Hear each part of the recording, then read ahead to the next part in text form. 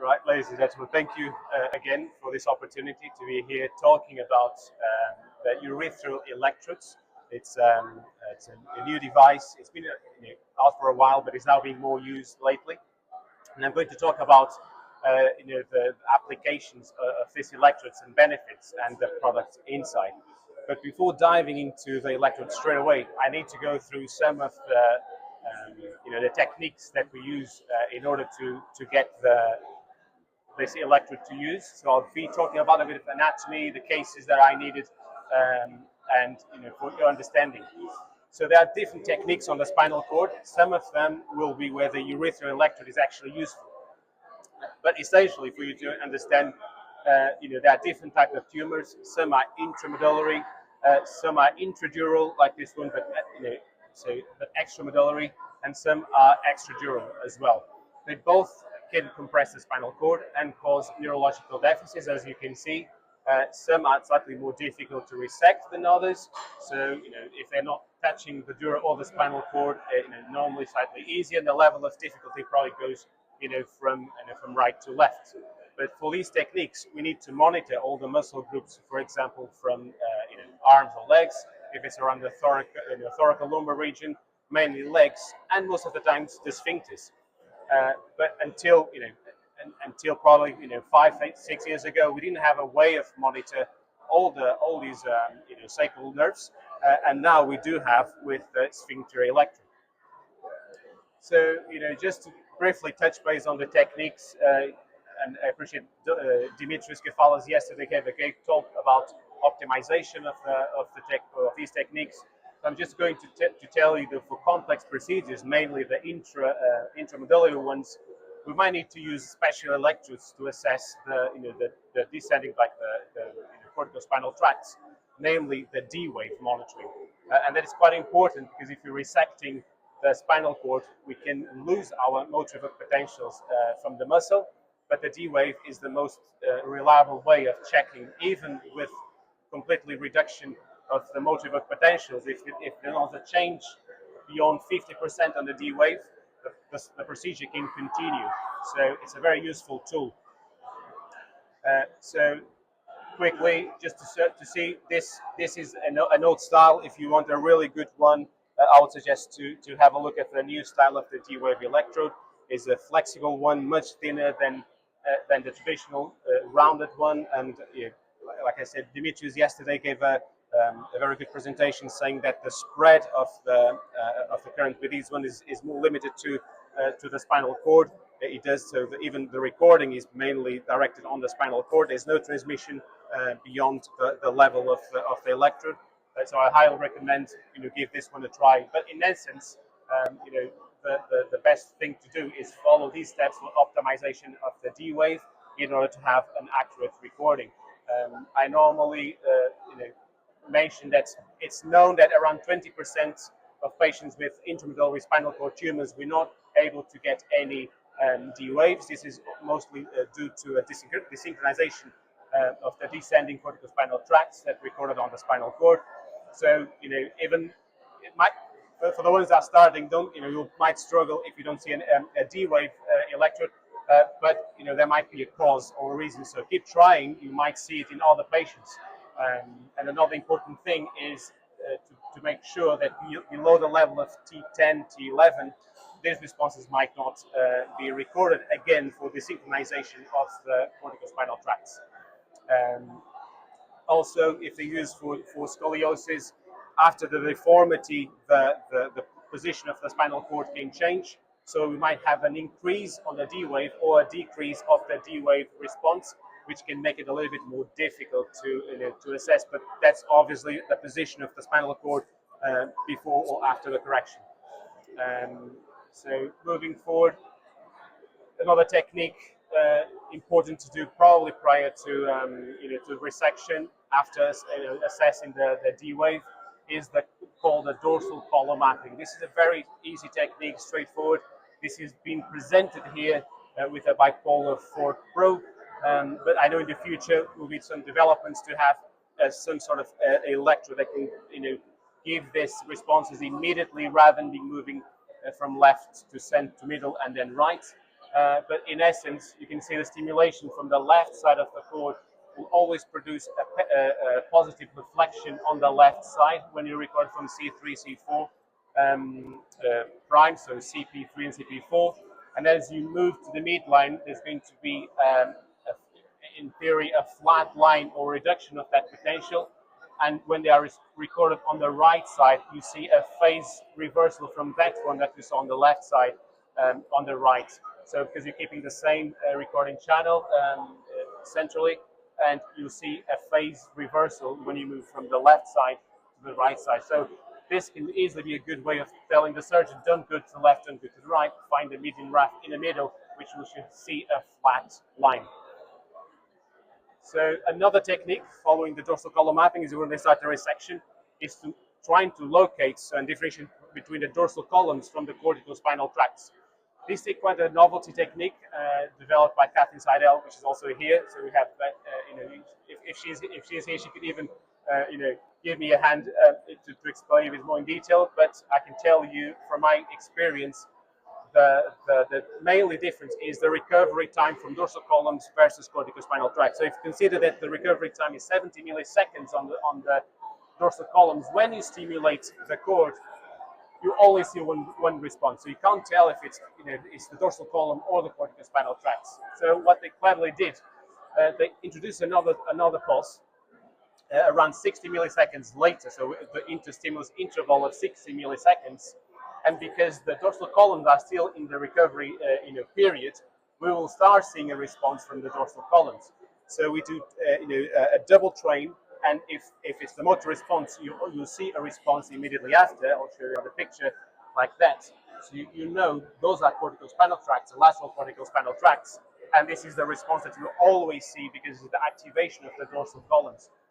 So a very interesting technique to prevent damage of the spinal cord, and very well described by Kathleen Seidel also with these pictures. So this is for me, and from my data, that at times you'll see responses from the corticospinal tracts, as you can see, as a double train, and we managed to, in this case, isolate responses from the anal sphincters, but also external urethral sphincters. So that means that beforehand, without using it, we didn't know they were there, and this just shows that by stimulating the spinal cord, we can also see with a double train technique responses from both. And I wanted to appreciate that you probably ask, and I can really see people in the audience that will probably ask me this question again, depending on the level of the stimulation, because it is so proximal to the distal innervation, so you always see a response. But I think if you stimulate slightly more proximal to the areas where innervate, you'll be able to isolate either the branches from the anal sphincters from the urethral sphincters. So another easy technique to use is it's been there for more than 2 or 3 decades. It's the direct nerve stimulation. So there's stimulation of a motor nerve root, and you see a response from the target muscle that innervates. It's useful for spinal cord and tetherings, and for other surgeries where we need to identify the motor nerve roots. And when stimulated, you'll see a response. Most of them are linked with some sort of spontaneous activity, but the confirmation is only done with direct nerve stimulation. I think this stopped working.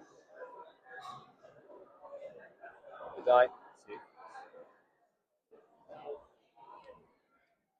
There we go. Let's try now. There we go. So moving to another technique for spinal cord monitoring is called the bulbocavernosus reflex. So this has been, it's been used for at least for the last 5 to 10 years, but the technique evolved to trying to make a stimulation slightly more reliable. And from my experience, knowing this is this is not a monosynaptic reflex, it's a polysynaptic reflex. So it might be dependent of the synapses. The main essence that we need to make sure if we can do a train at least 4 or 5, we can actually start getting these responses slightly more reproducible using these optimization techniques. Stimulation can vary, obviously. I would normally start slightly higher than 2, probably 15, depending if it's a child or an adult. But usually you can start getting different responses from 15 all the way up to 30. And obviously with sedation, you might need to start stimulating slightly higher.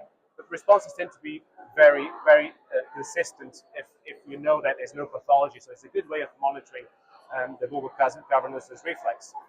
But with the urethral electrode, it just added another level of of response. So you can see responses not just from the anal sphincters, but also from the urethral electrode. So that means there's definitely a pathway, and there's a contraction not just from the anal sphincters, but also the urethral sphincters. So it just adds more opportunities of the usage of this electrode, not just the isolation of the routes from S2 to S4. And that's where the beauty of this electrode lies. It's a traditional Foley catheter. We've used this before, but cleverly engineered to have a contact that goes, for anatomically to cover the sphincters both in female and males. You can see females is slightly more closer to the bladder, hence more prone to urinary infections, and for the male it's slightly more distal to the bladder and slightly thicker. But the size of electrode, it's long enough to cover and be used for both male and female. And for the nurses or the doctors that you have to use, it's exactly the same. The only addition is a cable at the end that you remove and connect to the amplifier. So very straightforward to use, and the advantages, as described before, are quite interesting. So it's been now available in sizes from 6, it's missing here, but it's now from 6 to 18. In the UK, never been used more than 16, but while in the US, I guess they might need. And it's an excellent device. It's gold plated and has an excellent signal to noise ratio. So the responses are very consistent right from the get-go, and you can have operations that last. I have seen examples. They last more than 16 hours with no degradation of the signal. I can't say that to myself after 16 hours of operation. I wasn't, in perfect conditions, but the patient was.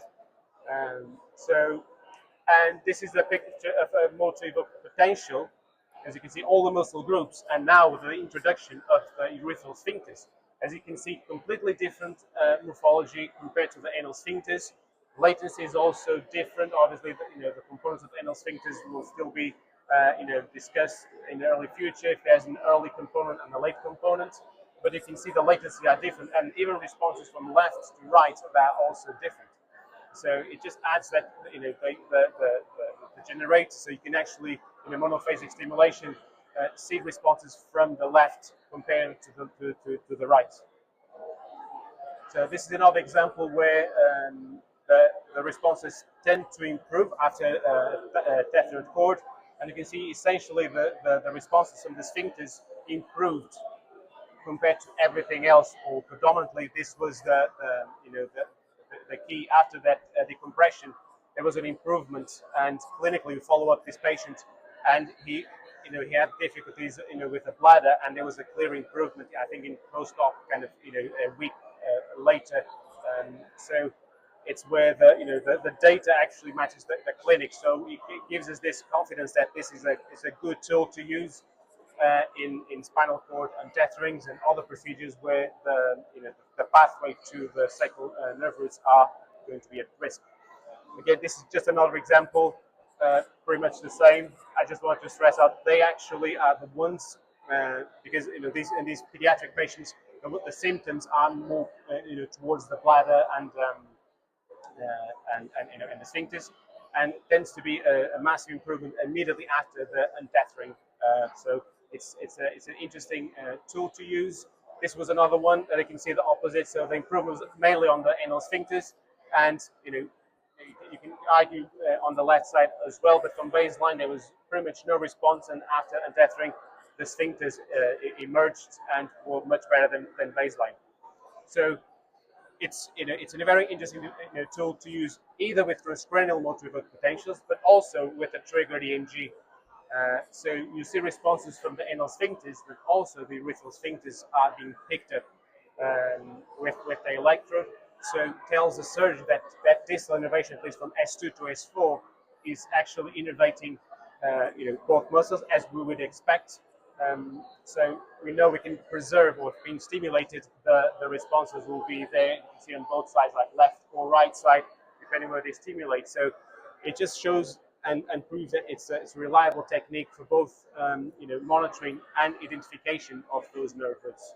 There will be other procedures that I'll suggest more data will be welcome for the proximal. So in this case, the more distal stimulation closer to the source. I think it's where we might be able to differentiate exactly the fibers and the efferents to anal sphincters and the ones to the urethral sphincters.